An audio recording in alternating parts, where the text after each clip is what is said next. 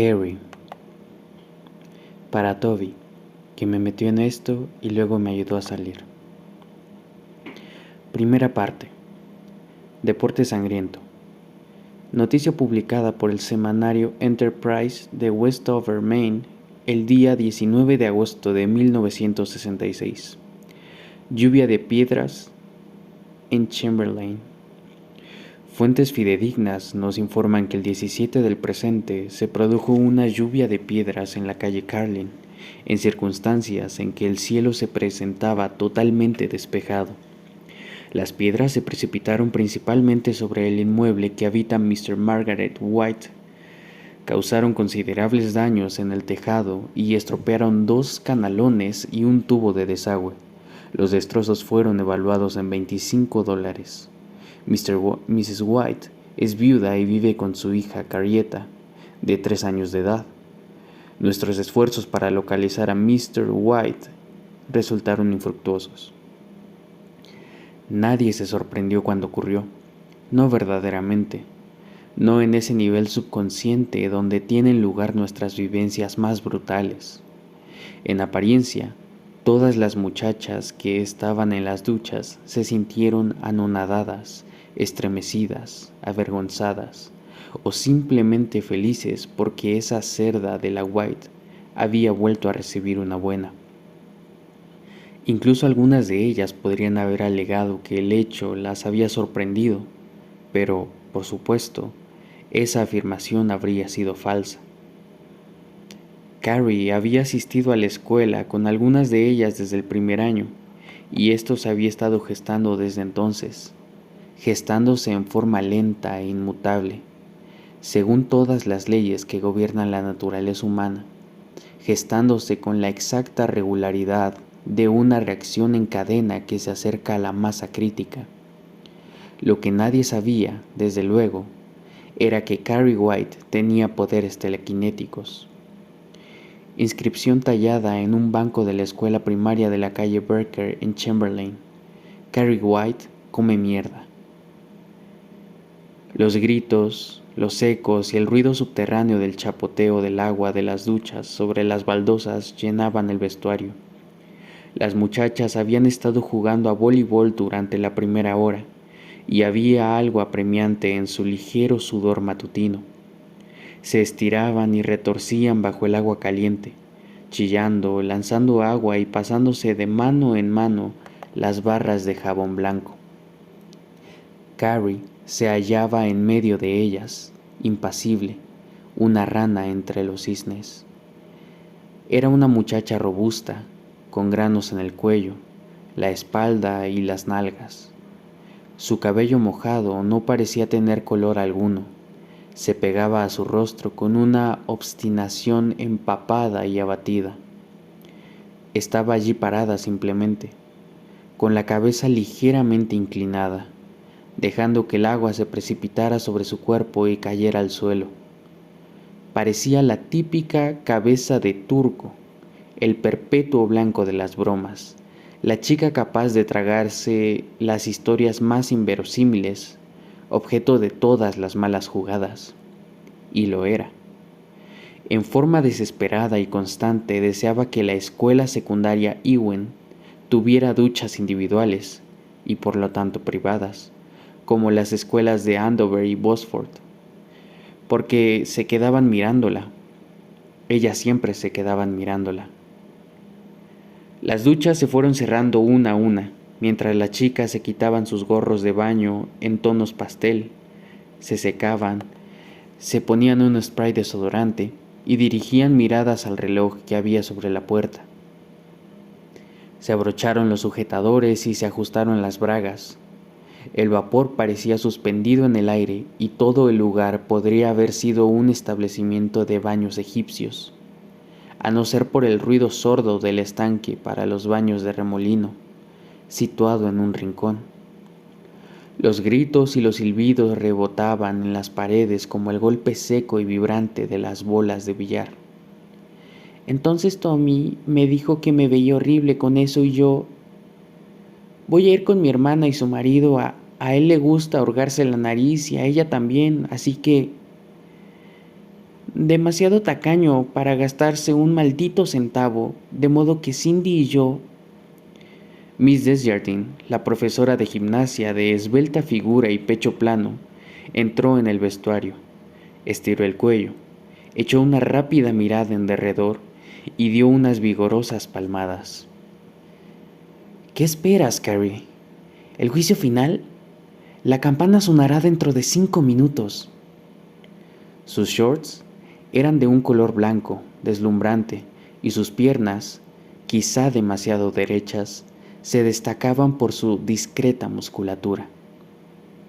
Un silbato de plata que había ganado en una competición de tiro con arco colgaba de su cabello.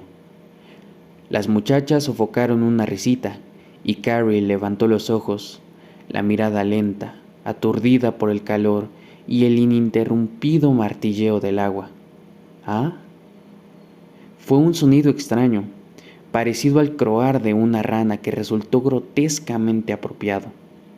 Una vez más, las chicas ahogaron la risa. Sue Snell se había quitado la toalla de la cabeza con la velocidad de un prestidigitador que va a realizar un truco y comenzó a peinarse rápidamente. Miss Desjardins hizo un irritado gesto de impaciencia en dirección a Carrie y salió. La muchacha cerró el grifo y la última ducha se extinguió con una gota y un gorgoteo. Antes de que diera el primer paso, nadie había visto la sangre que le corría por la pierna.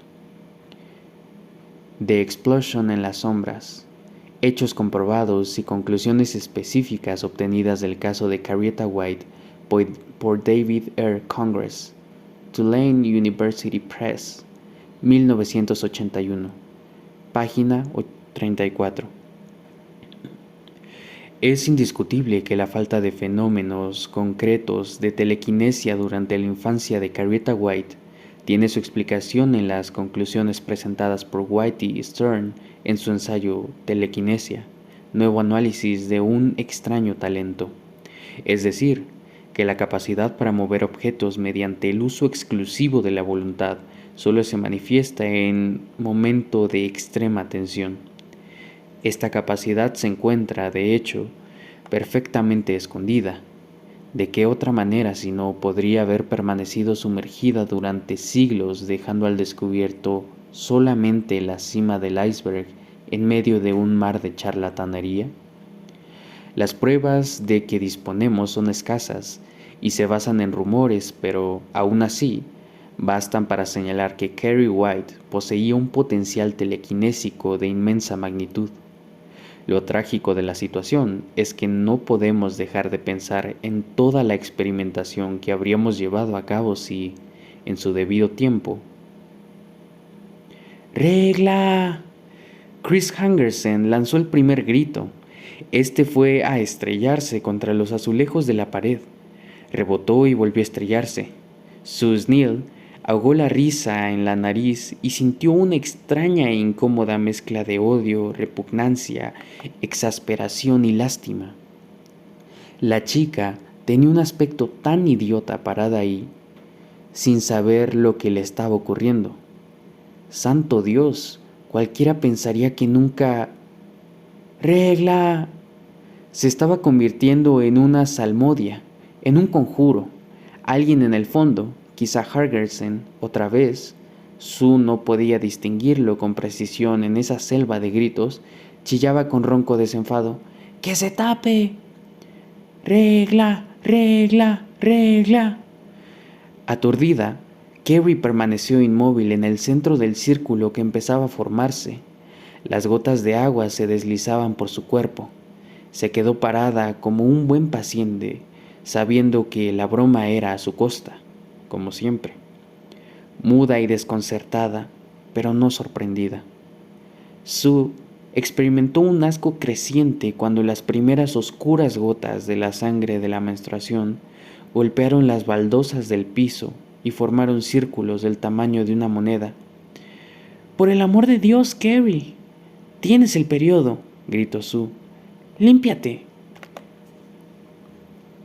«¿Ah?». Lanzó una mirada bovina en derredor suyo. El pelo pegado a sus mejillas seguía una línea curva que le daba la forma de un casco. Tenía una erupción de acné en un hombro. A los 16 años, la audisa marca de la persona que ha sido hondamente herida ya aparecía claramente en sus ojos.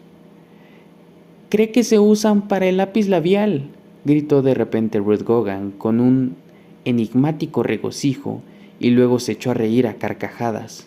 Más tarde, Sue recordó la exclamación y la incorporó al cuadro total, pero en ese momento era solo otro sonido sin sentido en medio de la confusión. «Tiene 16 años», pensaba. «Tiene que saber qué es lo que le está sucediendo».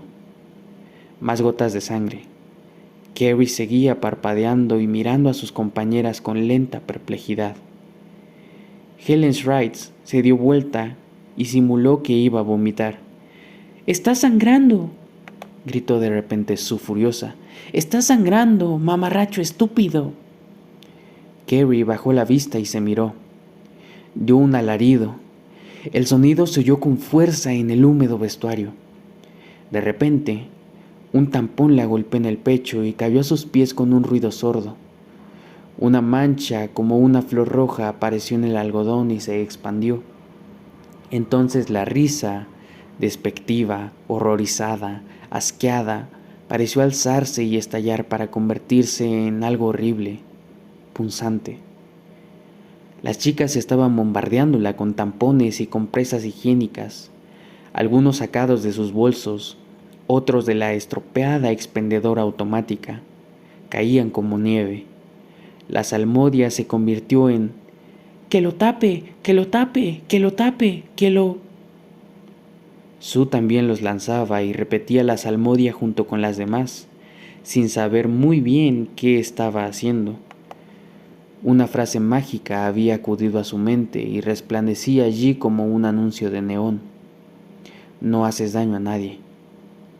Realmente no haces daño a nadie.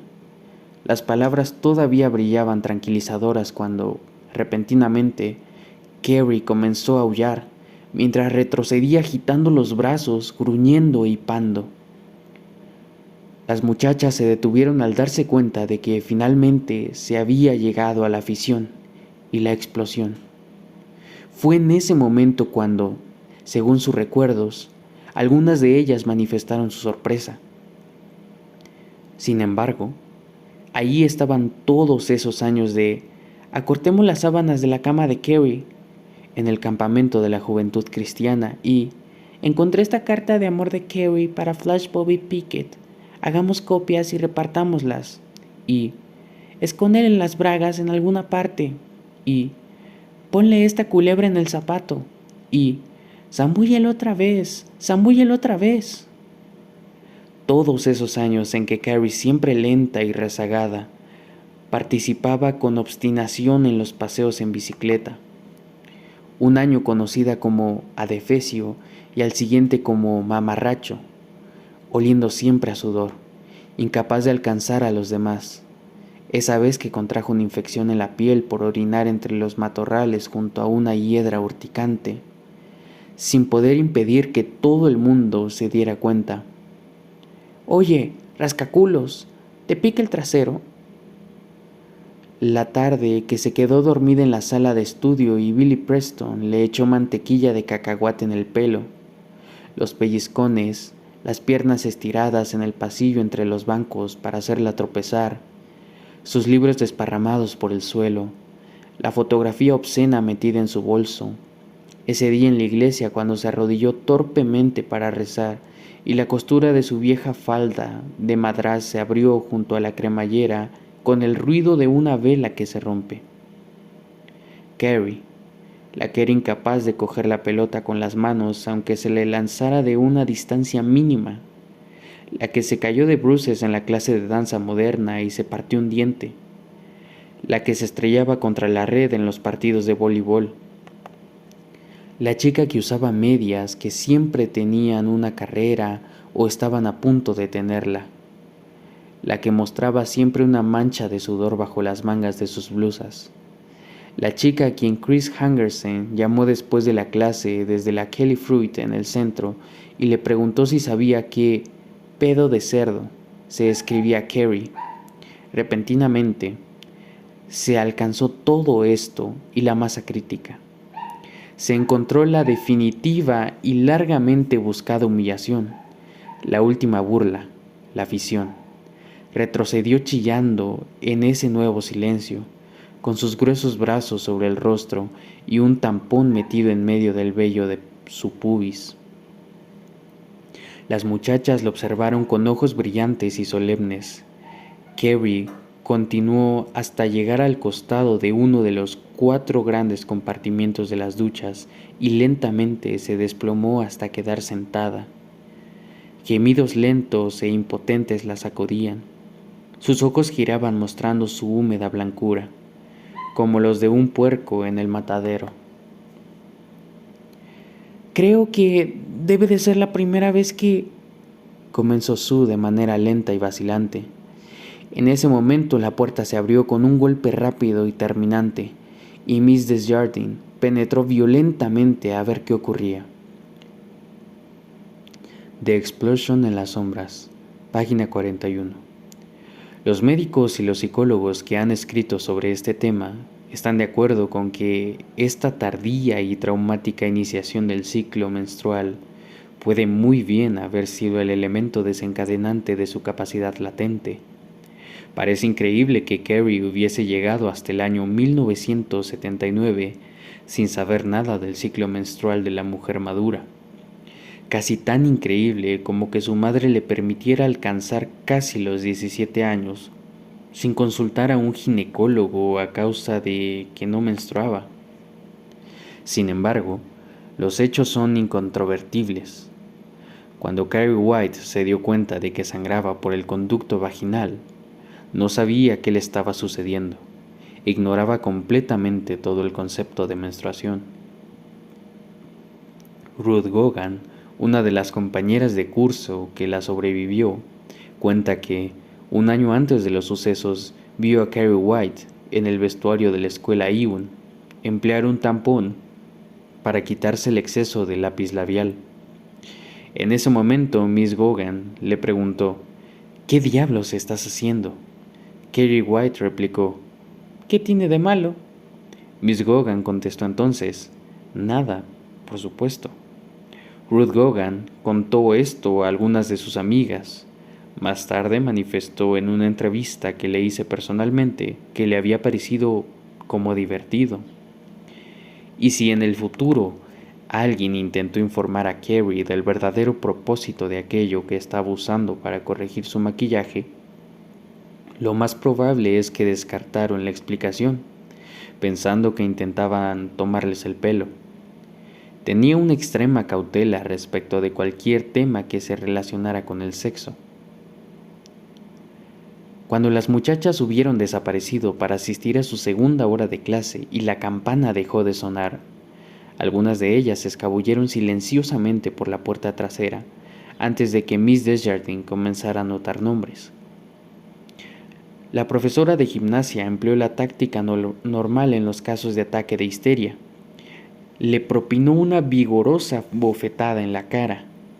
Difícilmente hubiese admitido el placer que esto le proporcionó, y ciertamente hubiese negado que consideraba a Carrie como una bolsa de grasa gorda y quejumbrosa. En su primer año de profesora, todavía creía que pensaba que todos los niños eran buenos. Carrie la miró con expresión estúpida. Su rostro deformado no dejaba de estremecerse.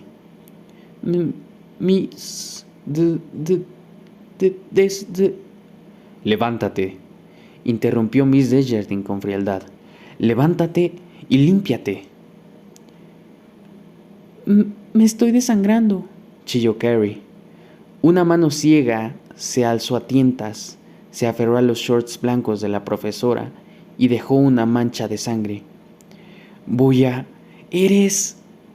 masculló la profesora con el rostro contraído en un gesto de repulsión y repentinamente se abalanzó sobre Carrie y la alzó de modo violento. ¡Ponte de pie! La muchacha se quedó allí, oscilando entre las duchas y el muro en el que estaba la máquina de paños higiénicos, encorvada sobre sí misma, con los pechos apuntando hacia el cielo y los brazos colgando flácidamente. Parecía un mono. Sus ojos brillaban sin expresión. «Vamos», dijo Miss Desjardins con tono sibilante, agresivo. «Coge uno de esos paños». «No, no te preocupes de las monedas. De todos modos está estropeada. Coge uno y...» «Maldita sea. Vamos, hazlo, estúpida. Parece como si nunca en tu vida hubieses tenido una regla». ¿Regla? Su expresión de total incredulidad era demasiado auténtica. Estaba demasiado llena de estúpido y desesperado horror como para ser ignorada o rechazada. Una idea negra y terrible se formó en la mente de Rita Desjardins. Resultaba increíble. No podía ser. Ella había tenido su primera menstruación poco después de cumplir 11 años y se había acercado a la escalera para gritar a su madre llena de excitación: «Oye, mamá, ya manché el paño». «¿Carrie?», dijo y avanzó hacia la muchacha. «¿Carrie?». La muchacha retrocedió asustada. En ese mismo momento, una repisa sobre la que se amontonaban los baits para jugar softball se precipitó al suelo como un gran estruendo que resonó por el vestuario. Rodaron en todas direcciones y Rita Desjardins no pudo evitar un sobresalto. «Carrie, por favor, ¿es la primera vez que tienes la regla?». Pero ahora que la idea había penetrado en su mente, realmente no necesitaba preguntar. La sangre tenía un color oscuro y fluía con una terrible densidad. Las piernas de Carrie estaban manchadas como si hubiese vadeado un río de sangre. «Me duele», gimió Carrie. «El estómago me...». «Se te pasará», dijo Miss Desjardins en su mente. La lástima y la vergüenza de sí misma se mezclaron con inquietud. «Tienes que... detener el flujo de la sangre. Tienes que...». Se produjo un brillante relampagueo sobre su cabeza, seguido por lo que pareció una ligera detonación mientras las bombillas crepitaban y se apagaban.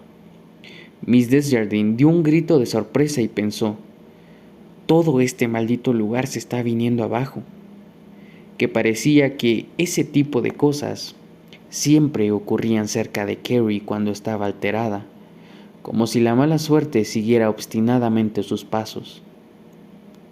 La idea desapareció con tanta rapidez como había llegado.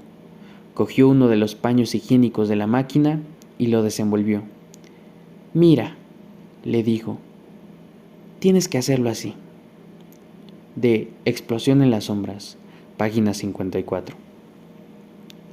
La madre de Carrie, Margaret White, dio a luz a su hija el 21 de septiembre de 1963, en circunstancias que solo pueden ser descritas como insólitas. De hecho, una revisión del caso de Carrie White deja al investigador minucioso con una impresión que predomina sobre las demás. Carrie era el único vástago de una de las familias más extrañas que se han dado a conocer al público. Como mencionábamos con anterioridad, Ralph White falleció en febrero de 1963, víctima del golpe que recibió al caer una viga de acero desde una correa transportadora, cuando desempeñaba su trabajo en una construcción en Portland. Mrs. White continuó viviendo sola en su apartamento de las afueras de Chamberlain. A causa del carácter casi fanático de sus creencias religiosas fundamentalistas, Mrs. White no permitió que sus amigos la visitaran durante su periodo de luto. Y cuando comenzaron los dolores del parto, 7 meses más tarde, se encontraba sola. Aproximadamente a las 5:30 hora del 21 de septiembre, Los vecinos de la calle Carlin comenzaron a escuchar gritos que procedían del apartamento de Mrs. White. Sin embargo, no se llamó a la policía antes de las 6 de la tarde. Existen dos explicaciones posibles y quizá poco plausibles para justificar ese retraso. O los vecinos no querían verse implicados en una investigación policial, o la antipatía hacia ella se había hecho tan intensa que deliberadamente decidieron esperar y ver. Mrs. Georgia McLaughlin, la única de las tres actuales residentes que ya vivía en la calle Carlin en esa época y que accedió a hablar conmigo, manifestó que no había llamado a la policía porque pensó que los gritos tenían algo que ver con prácticas religiosas. Cuando finalmente llegó la policía a las 6:22 de la tarde, los gritos se habían hecho menos regulares. Mrs. White se hallaba en su cama en el piso superior. El agente Thomas G. Merton, encargado de la investigación, pensó en un primer momento que la mujer había sido víctima de una agresión. La cama estaba empapada en sangre y había un cuchillo de carnicero en el suelo. Solo en ese momento vio al bebé, todavía parcialmente cubierto por la placenta sobre el pecho de Mrs. White. Al parecer, había cortado el cordón umbilical con el cuchillo. Sería desafiar a la razón y a la imaginación sentar la hipótesis de que Mrs. Margaret White no sabía que estaba embarazada y que ni siquiera comprendía lo que suponía esta palabra. Recientemente, algunos investigadores como J. W. Baxon y George Fielding han presentado una serie de argumentos que parecen más razonables en favor de la hipótesis según la cual el concepto, unido irrevocablemente en su mente con el pecado de la relación sexual, había sido totalmente bloqueado en su cerebro. Es posible que, sencillamente, se negara a creer que le podía ocurrir algo parecido. Tenemos noticias, por lo menos, de 3 cartas que escribió a una amiga en Kenosha, Wisconsin, que parecen probar en forma concluyente que Mrs. White pensó, desde el 5.º mes en adelante, que tenía cáncer en las partes femeninas y que pronto se uniría a su marido en el cielo. Cuando Miss Desjardins llevó a Carrie a la oficina, 15 minutos más tarde, los pasillos, gracias a Dios, estaban vacíos. Las clases se desarrollaban monótonamente tras las puertas cerradas. Finalmente Carrie había dejado de gritar, pero seguía llorando con imperturbable regularidad. La profesora había terminado poniéndole el paño higiénico ella misma y le había limpiado con toallas de papel mojadas y, por último, conseguido que se pusiera sus bragas de algodón. 2 veces intentó explicarle la prosaica realidad de la menstruación, pero Carrie se tapó los oídos con las manos y siguió llorando. Mr. Morton, el subdirector, salió al momento de su oficina cuando se acercaron. Billy DeLois y Henry Trainant, 2 muchachos que esperaban la amonestación correspondiente por haberse escapado de la clase de francés, giraron en sus sillas para seguir con ojos desorbitados lo que ocurría. «Pasen», dijo Mr. Morton con energía, «pasen de inmediato». Por encima del hombro de Miss Desjardins miró furioso a los muchachos que se habían quedado examinando fijamente a la muchacha en los shorts y añadió: «¿Qué están mirando?» «Unas huellas de sangre», replicó Henry y sonrió con una especie de estúpida sorpresa. «2 horas de arresto», les lanzó Morton. Miró la mancha de sangre y parpadeó.